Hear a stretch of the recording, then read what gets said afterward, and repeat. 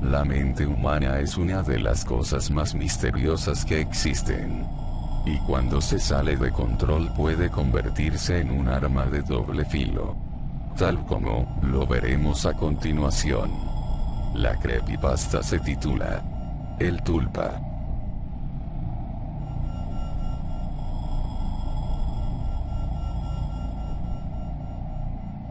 El año pasado, estuve 6 meses participando en algo que fue llamado como experimento psicológico.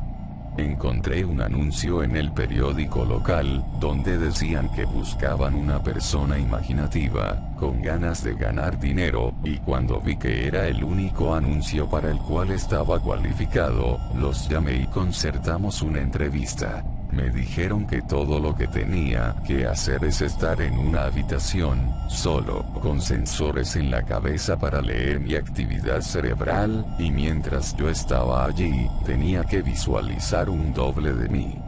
Lo llamaron mi tulpa. Eso parecía demasiado fácil, y yo acepté cuando me dijeron cuánto me iban a pagar. El siguiente día, volví. Ellos me dejaron en una simple habitación con una cama, y me pusieron los sensores en la cabeza, y los conectaron a una caja pequeña negra en la mesa de al lado. Me hablaron durante el proceso de visualización de mi doble, y me explicaron que si estaba aburrido o inquieto, en lugar de moverme, tendría que visualizar mi doble, o intentar interactuar con él, y así sucesivamente. La idea es estar con él todo el tiempo que esté en la habitación. Pero tuve unos problemas los primeros días. Estaba más controlado que cualquier sueño despierto que hubiera tenido antes. Me imaginé a mi doble unos minutos, y creció la distracción. En el cuarto día, como sea, pude hacer que estuviera presente las 6 horas enteras. Me dijeron que lo estaba haciendo muy bien. La segunda semana, me dejaron en una habitación diferente con altavoces en las paredes. Me dijeron que querían ver si podía hacer aparecer al tulpa en un ambiente con distracciones. La música era discordante, desagradable, perturbadora, e hizo que el proceso fuera un poco más difícil, pero, sin embargo, me las arreglé. La siguiente semana pusieron música aún más inquietante, con gritos, y voces guturales hablaban en alguna lengua extranjera. Me reí de eso, yo ya era un profesional para entonces. Después de un mes, empecé a aburrirme. Para animar el ambiente empecé a hablar con mi doble. Teníamos conversaciones, jugábamos a piedra, papel, tijera. Me lo imaginaba bailando breakdance o haciendo malabares, o lo que sea que captara mi atención. Pregunté a los investigadores si mi estupidez afectaría negativamente al estudio, pero ellos me dieron coraje para seguir. Por tanto, jugamos y nos comunicamos, y fue divertido por un tiempo y después se volvió un poco raro. Le hablé sobre mi primer día y me corrigió. Yo dije que ese día llevaba una camiseta amarilla, y él me dijo que era verde. Lo pensé un momento y estaba en lo cierto. Me asustó, y hablé de ello con los investigadores. Estás usando una forma de acceder con tu subconsciente, explicaron. Tú sabes en un nivel que te equivocas, y tu subconsciente te corrige. Lo que había sido espeluznante, de repente molaba. Estaba hablando con mi subconsciente. Me costó un poco, pero descubrí que puedo preguntarle cosas a mi tulpa y acceder a partes de mis recuerdos. Podía recordar páginas enteras de libros que había leído, o cosas que había aprendido e inmediatamente olvidado en el instituto. Estaba bien. Eso fue el tiempo en el que empecé a llamar a mi doble una vez fuera del centro. No mucho, al principio, pero estaba tan acostumbrado a imaginarlo, que ya se me hacía raro no verlo.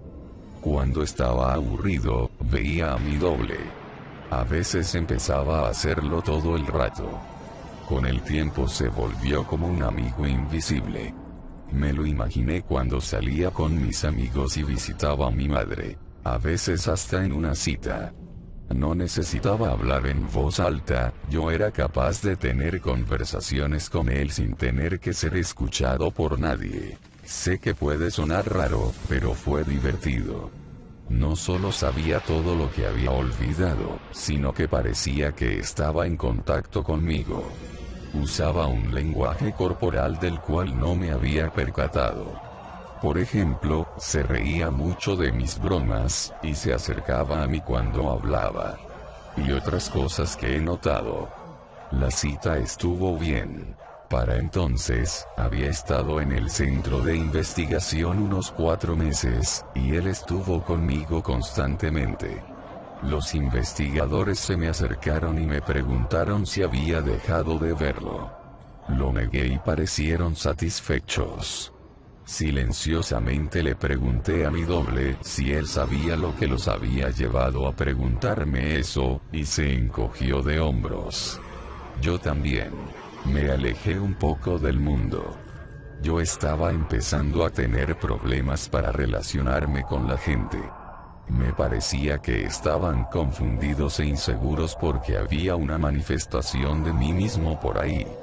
Mi vida social era mala. No entendía las reacciones de la gente. ¿Por qué algunas cosas les hacía volver locos y otros les hacía reír? No sé la razón, pero la hay, e intentaré obtener la respuesta. Un amigo se enfrentó contra mí una tarde. Llamó a la puerta hasta que contesté y se acercó a mí violentamente.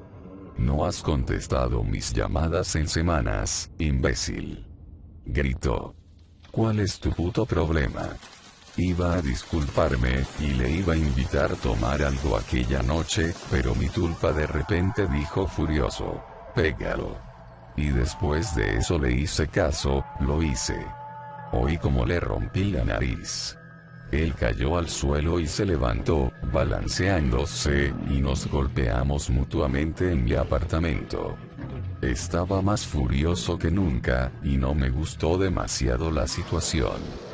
Lo tiré al suelo y le di 2 patadas salvajemente en las costillas, y ahí fue cuando él cayó aturdido, encorvado y sollozando. La policía llegó varios minutos después, y yo les conté que fue mi amigo el que me había inducido a pegarle, y no me culparon. Me dejaron ir bajo una advertencia. Mi tulpa sonreía todo el rato.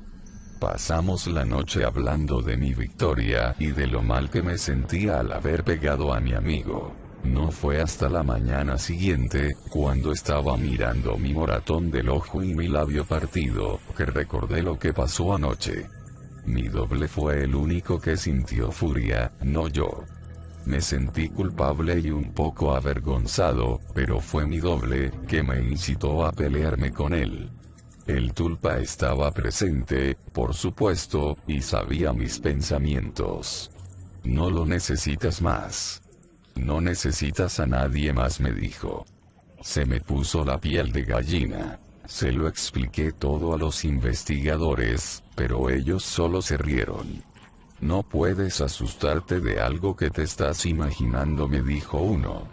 Mi doble estaba a mi lado, asintió con la cabeza y después me sonrió.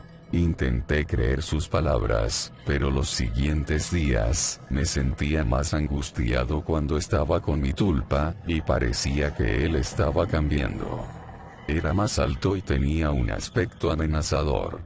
Sus ojos brillaron con picardía, y vi malicia en su constante sonrisa. No vale la pena perder mi mente por un trabajo. Así que decidí tomar el control de la situación. Estaba tan acostumbrado que verlo ya era un proceso automático, así que intenté no hacerlo. Me costó unos días, pero empecé a trabajar en ello. Lo veía algunas veces, y cada vez tenía una apariencia peor. Su piel tomó color ceniza, y sus dientes eran puntiagudos. Él me amenazó. La música horrible que había escuchado durante meses parecía que lo acompañaba a todas partes. Incluso cuando estaba en casa, y me concentraba para no verlo. Seguí visitando el centro de investigación, pasando mis siguientes 6 horas allí. Necesitaba el dinero, y pensé que ellos no se darían cuenta de que no estaba visualizando a mi tulpa. Estaba equivocado. Después de mi cambio, un día, después de 5 meses y medio allí, 2 hombres me cogieron y alguien con bata de laboratorio me pinchó con una aguja hipodérmica.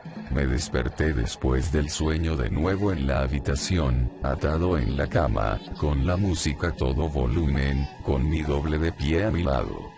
Difícilmente se parecía a un humano ya. Sus rasgos estaban torcidos. Sus ojos estaban hundidos en sus cuencas, parecidos a los de un cadáver. Era mucho más alto que yo. Sus manos estaban torcidas y sus uñas eran como garras. Era jodidamente terrorífico. Intenté no visualizarlo, pero no me podía concentrar.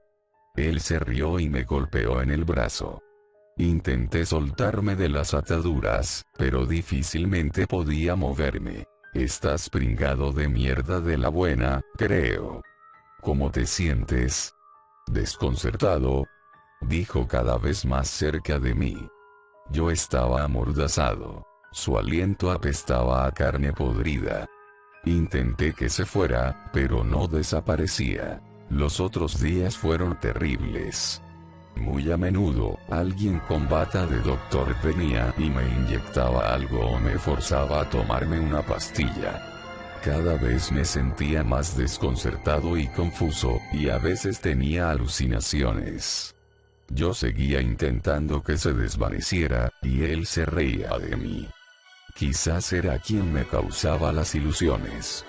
Tuve una alucinación en la que aparecía mi madre, que estaba allí, me regañaba, y mi tulpa le cortaba la garganta, y su sangre me empapaba.